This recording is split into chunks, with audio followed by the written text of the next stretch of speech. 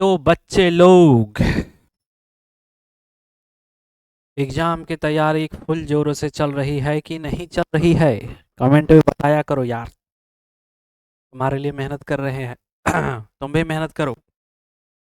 जब हम दोनों हो जाएंगे संग तो जीत लेंगे एग्जाम का जंग। समझे? इसलिए मिल के लड़ेंगे और अच्छे नंबर लेकर के आएंगे। तो मैं फिर से हाजिर हो गया हूँ अपने नए वीडियो में, पार्ट 7 लेकर के, है ना। पार्ट 7 यानी थाला फॉर रीजन आ गया। पार्ट 7 लेकर हाजिर हो गया हूँ। तो मैं हूं आपका राजगिर गुरुजी, सबको स्वागत करता हूं मेरे नए वीडियो में। इसमें हम जानेंगे क्लास 10 के हिंदी जो किताब है गोधुली, उसके कुछ चैप्टर के ऑब्जेक्टिव में लेकर के आया हूं। कौन कौन से चैप्टर के ऑब्जेक्टिव में लेकर के आया हूं उसको भी देख लेंगे। तो चलिए देखते हैं। लाइक शेयर करते रहिएगा और साथ ही साथ सब्सक्राइब करवाइए सबसे। तब ना हो जाएगा अपना भला और आपका भी भला। ठीक है, तो जितना ज़्यादा से ज़्यादा बच्चों में शेयर करिए वीडियो को, उतना ही ज़्यादा सीखने का भी मौका मिलेगा और मुझे सिखाने का मौका मिलेगा। तो चलिए पार्ट 7 शुरू करते हैं, थाला फॉर रीजन। तो ये चैप्टर जो इसमें हमको पढ़ना है, नहीं हाँ ये आया। नौबत खाने में इबादत। नौबत खाने में इबादत आपको पता होगा, आप पढ़े जरूर होंगे। नौबत खाने में इबादत, इसके राइटर का नाम, लेखक का नाम क्या था? यतेंद्र मिश्र था। और इसमें एक व्यक्ति का चित्रण किया गया है, यानी एक व्यक्ति चित्र है ये। और व्यक्ति का नाम क्या था? बिस्मिल्लाह खान। क्या नाम था बच्चों? बिस्मिल्लाह खान नाम था। ठीक है, तो चलिए बिना देर किए शुरू करते हैं। आप लोग बताते चलिएगा, कमेंट में भी आंसर देते चलिएगा। नौबत खाने में इबादत पाठ के केंद्र में कौन है? नौबत खाने इबादत में पाठ के केंद्र में बिस्मिल्लाह खान है। कौन है पाठ के केंद्र में? सेंटर कौन हीरो है? तो इस पाठ के हीरो है बिस्मिल्लाह खान। कौन है? बिस्मिल्लाह खान। आगे देखिए, कविता नहीं है। कविता कौन नहीं है? तो हम इसमें कविता कौन है, ये देखिए, हमारी नींद कविता है, लौट कर आऊंगा फिर कविता है, एक वृक्ष की हत्या कविता है। तो नौबत खाने में इबादत कविता नहीं है। नौबत खाने में इबादत कविता नहीं, बल्कि ये व्यक्ति चित्र है बच्चों। इबादत का अर्थ क्या होता है? इबादत करने जाते हैं ना मस्जिद में, इबादत का मतलब होता है उपासना कर। हम लोग उपासना करते हैं, मुस्लिम वर्ड में इसे कहते हैं इबादत करना। क्या कहते हैं? इबादत करना। परीक्षा से पहले तुम लोग इबादत कर लेना। बिस्मिल्लाह खान की मृत्यु कब हुई? बिस्मिल्लाह खान की मृत्यु बहुत ही कम ही, मतलब कि कुछ ही दिन पहले, ज़्यादा दिन नहीं। तो याद रखेंगे, इस तरीका से याद रखिए, कुछ ज़्यादा दिन नहीं हुआ है, यानी कि 21 अगस्त 2006 में हुआ है। बाकी जितने भी इसमें लेखक की मृत्यु हुई ना, सब पुराना, बस यही एक नाम जो आया है बिस्मिल्लाह खान, ये थोड़ा सा 2006 ईस्वी में आया है। तो बिस्मिल्लाह खान की मृत्यु 21 अगस्त 2006 ईस्वी। अगला, हटासुर न बख्शे लुंगिया का क्या है? लुंगिया है, लुंगिया। लुंगिया का क्या है? आज फटी है तो कल सिल जाएगी।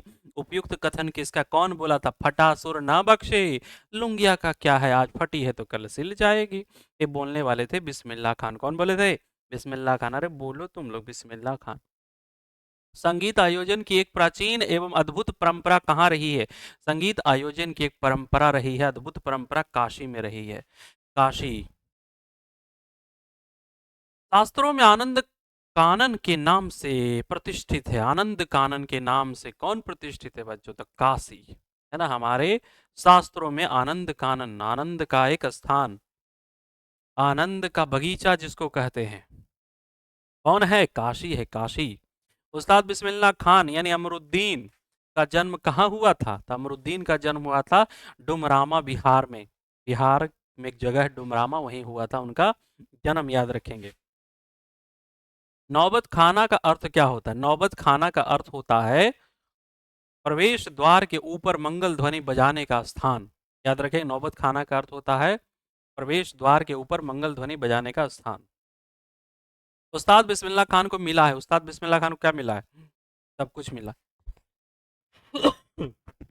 सब कुछ मिला बच्चों। भारत रत्न भी मिला है, साहित्य अकादमी पुरस्कार मिला है, पद्म विभूषण भी मिला है। हत पगली, ई भारत रत्न हमको सहनैया पे मिला है, लुंगिया पे नाही। अपने शिष्या से किसने कहा ये बात? ये बात जो बोली है, बोला गया है, धत पगली ई भारत रत्न हमको सहनैया पे मिला है, लुंगिया पे नाही मिला है। तो ये बोलने वाले थे बिस्मिल्लाह खान, वो फटल लुंगी पहन लेते तब। इस पुस्तक में भारतनाट्यम और ओडिसी के प्रख्यात नृत्यांगना सोनल मान सिंह के से यतीन्द्र मिश्र का संवाद संकलित है, तो वह देवप्रिया। याद रखिए देवप्रिया एक ऐसा पुस्तक है जिसमें भरतनाट्यम और ओडिसी के प्रख्यात नृत्यांगना सोनल मान सिंह और यतीन्द्र मिश्र का संवाद रखा गया है, जोड़ा गया है। तो देवप्रिया याद रखिएगा, देवप्रिया था। शहनाई बजाने के लिए किसका प्रयोग होता है? तो शहनाई बजाने के लिए रीड नरकट का प्रयोग होता है, रीड नरकट का प्रयोग होता है, याद रखें रीड नरकट। रसूलन बाई कौन थी? रसूलन बाई बतूलन बाई, पढ़ेंगे रसूनल बाई और बतूनल बाई दोनों जो थी नर्तकी थी। कौन थी? नर्तकी थी। और उसी के गली से कौन गुजरते थे? बिस्मिल्लाह खान।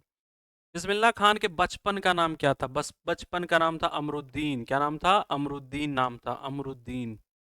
काशी किसकी पाठशाला है? काशी संस्कृति की पाठशाला है। काशी किसकी पाठशाला है? संस्कृति की पाठशाला। याद रखिए काशी किसकी पाठशाला है? संस्कृति की।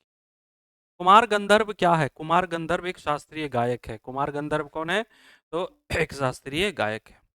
अमरुद्दीन नाम किसका था? अमरुद्दीन, अमरुद्दीन था बिस्मिल्लाह खान का नाम। किसका था? बिस्मिल्लाह खान। ड्योढ़ी पर आलाप शीर्षक काव्य संग्रह किसकी रचना है? ड्योढ़ी पर आलाप, ड्योढ़ी पर आलाप है यतीन्द्र मिश्र का। याद रखिएगा यतीन्द्र मिश्र का है ड्योढ़ी पर आलाप। अरब देश में फूंक कर बजाए जाने वाले वाद्य यंत्र जिसमें नाड़ी यानी रीढ़ होती है उसको क्या कहते हैं? उसको कहते हैं नय।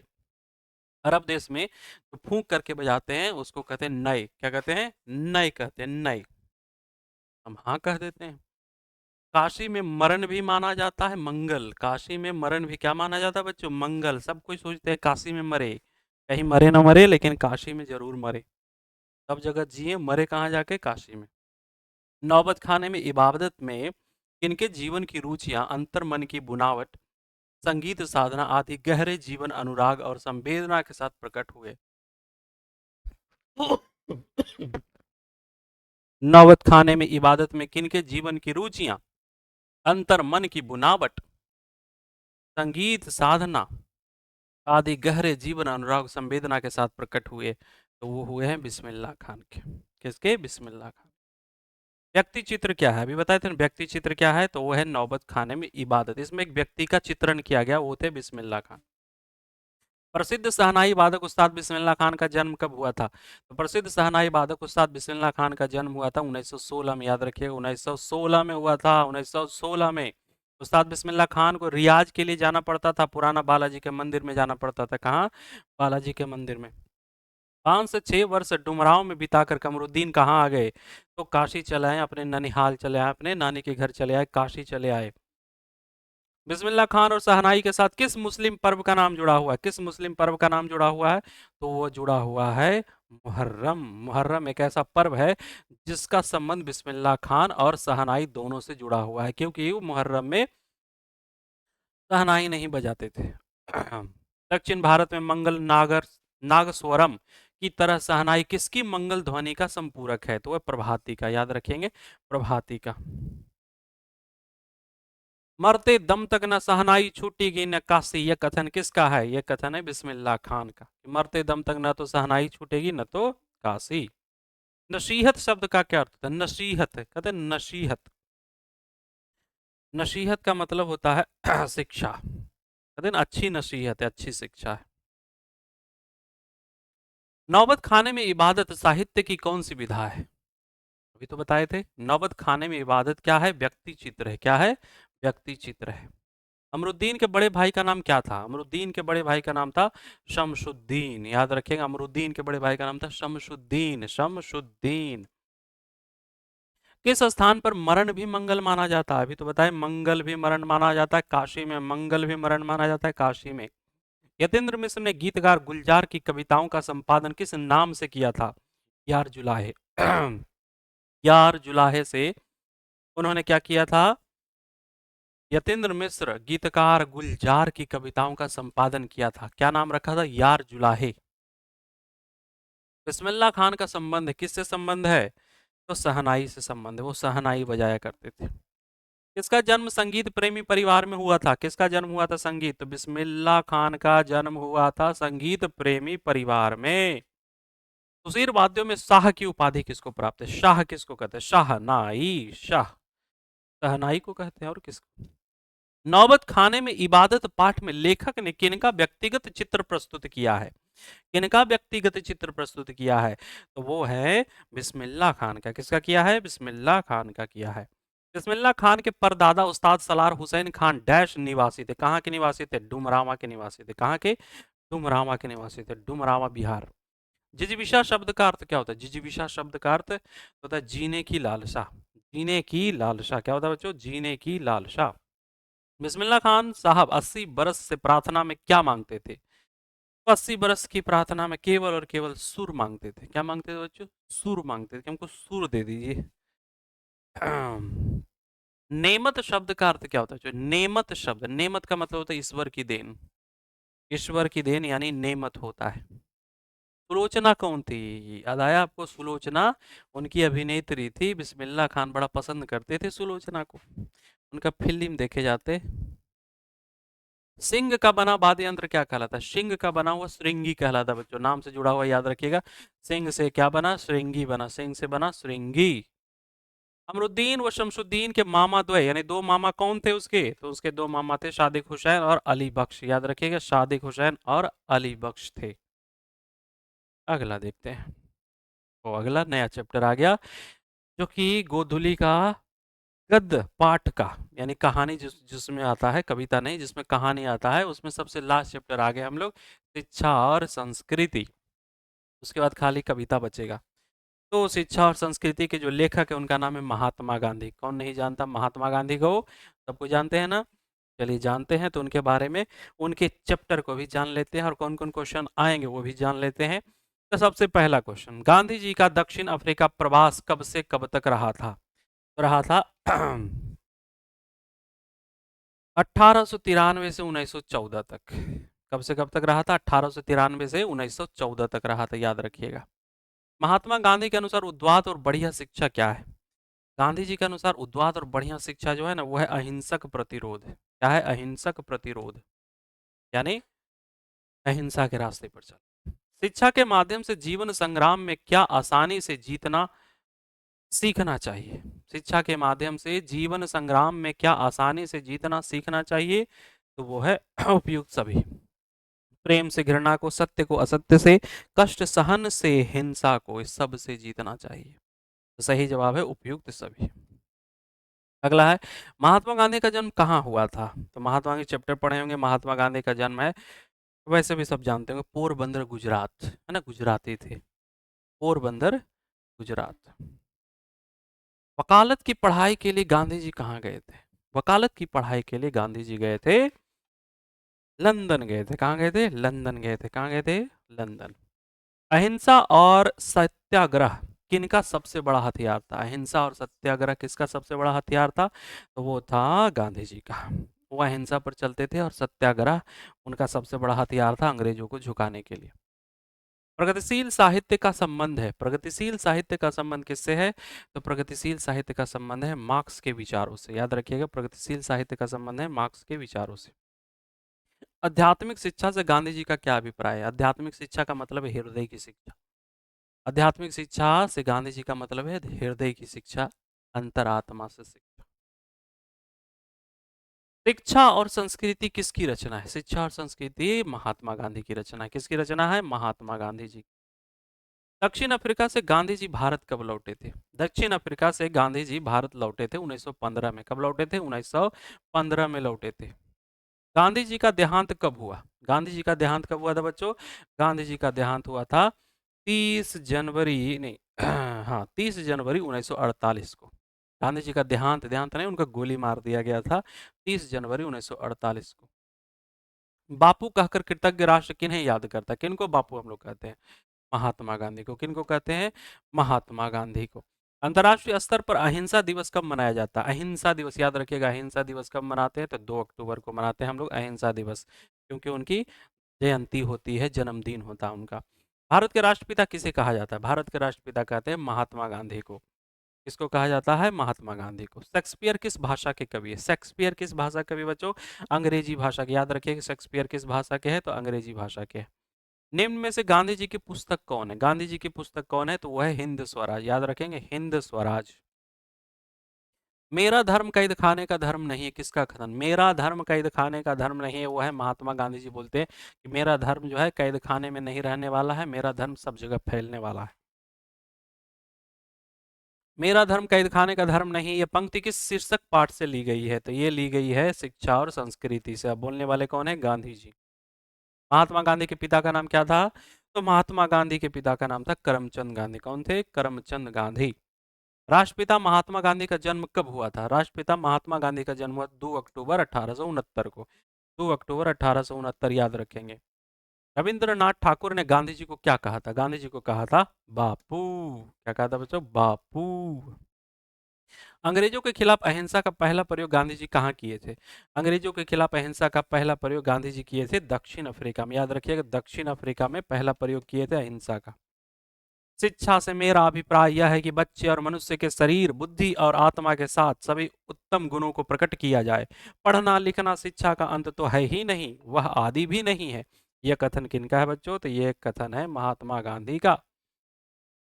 उनका यह मानना था शिक्षा के मामले में। मैं चाहता हूं कि सारी शिक्षा किसी दस्तकारी या उद्योगों के द्वारा दी जाए। गद्यांश किस पाठ का है और इसके लेखक कौन है? तो ये है शिक्षा और संस्कृति, इस चैप्टर से लिया गया। और इनके राइटर कौन है, लेखक कौन है? महात्मा गांधी।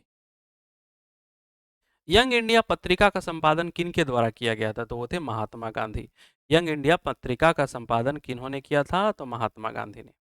इनमें से किस पत्रिका का संपादन गांधी जी ने किया था? इनमें से किस पत्रिका का संपादन गांधी जी ने किया था? तो गांधी जी किए थे हरिजन का। किसका किए थे? हरिजन का किए थे, हरिजन। सत्य के साथ मेरा प्रयोग किसकी रचना है? तो सत्य के साथ मेरा प्रयोग महात्मा गांधी की रचना। किसकी रचना है? महात्मा गांधी की। गांधी जी की स्मृति में पूरा राष्ट्र किस तारीख को उनकी जयंती मनाता है? उनकी जयंती मनाई जाती है 2 अक्टूबर, प्रतिवर्ष, हर साल मनाई जाती है। मेरा ख्याल है कि अगर व्यक्ति का चरित्र निर्माण करने में हम सफल हो जाएंगे तो समाज अपना काम आप ही संभाल लेगा। यह विचार किनका था? है ना, ये विचार सब पर लागू होता है। मेरा ख्याल है कि अगर व्यक्ति का चरित्र अगर अच्छा हो जाता है तो हम सफल हो जाएंगे समाज को अच्छा बनाने में।